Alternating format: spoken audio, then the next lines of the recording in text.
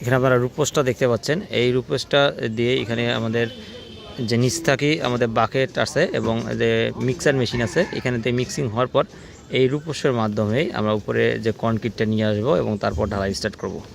আর বিষয় হচ্ছে ঢালাই শুরু করার আগে কিছু করণীয় বিষয় রয়েছে। সেগুলো হচ্ছে আপনাকে আগে এই ব্লকগুলো ঠিক করে নিতে হবে যে 1 ইঞ্চি বা 3 ইঞ্চিতে ব্লকগুলো আছে সঠিকভাবে আছে কিনা, সেই ব্লকগুলো ঠিক করে নেবেন।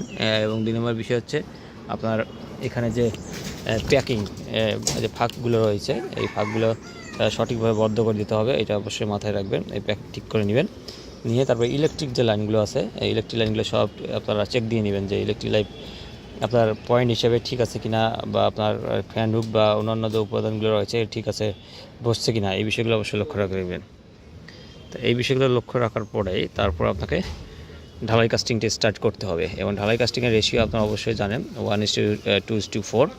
এটি একটি সিএফটিতে এটি চেক করার জন্য আপনারা অবশ্যই এটা কাজ করতে পারেন যে একটি সিএফটি একটি চৌবাচ্চা বানিয়ে নিতে পারেন। এটা দিয়ে মাপ নিয়ে দেখতে পারেন যে আপনার যে পরিমাণ এই পরিমাণ ঠিক আছে কিনা।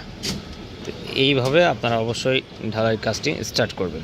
আশা করি বিষয়টি বুঝতে পেরেছি। সবাই ভালো থাকবেন। আসসালামু আলাইকুম।